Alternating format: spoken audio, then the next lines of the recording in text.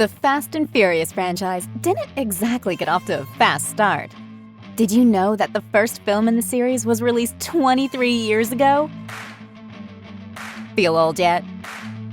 Well, with the release of Fast X, we thought of ranking the Fast and Furious movies from the worst to the best. Also, we've based these rankings from IMDB, Rotten Tomatoes, and their box office scores. Let's begin. Number 11. Tokyo Drift. Well, apart from the memorable soundtracks of the Tokyo Drift, the movie doesn't give us anything new. Although, this one gets extra credit for getting Vin Diesel back in the driver's seat.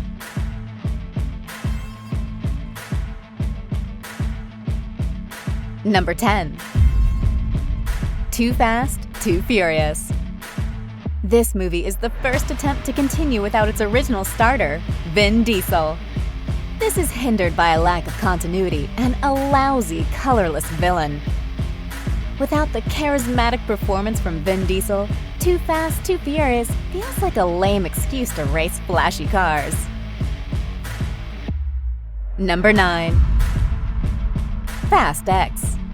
Okay, in the latest movie, Vin Diesel delivers endless speeches about family. And Michelle Rodriguez reminds us that she's more than a match for any muscle-bound man. The only good thing about this movie is Jason Momoa standing out as Dante, a villain who is unpredictable, making him one of the franchise's best adversaries. Number 8. F9. This movie will make you amazed and delighted, and also confused. Like when you see Vin Diesel driving off a cliff and steering the car literally in midair, defying logic and physics. You can't find this kind of entertainment elsewhere. Number 7. Fast and the Furious.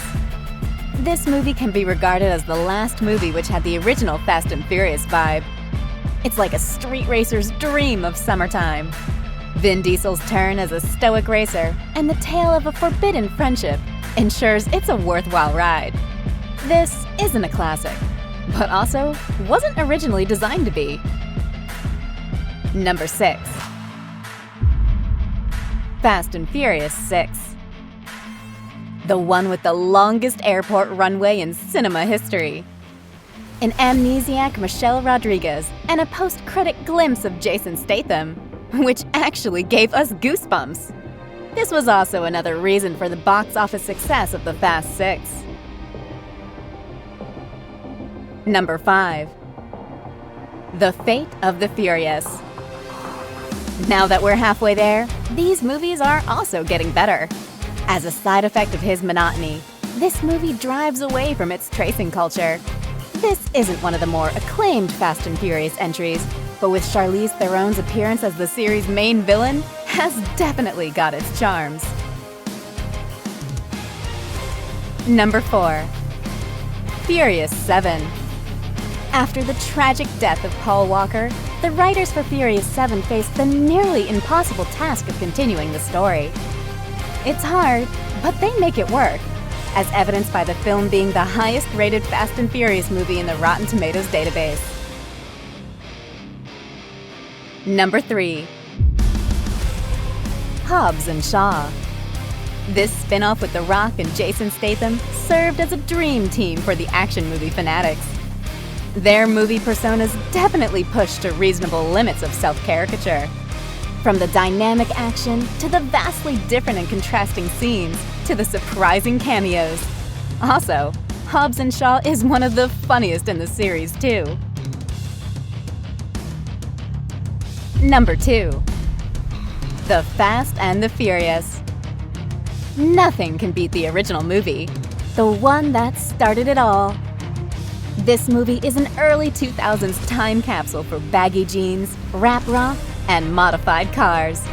The film made immediate stars out of its iconic lead duo, Vin Diesel and Paul Walker. This film was Citizen Kane for the young generation back in 2001. More like Need for Speed gaming coming to life.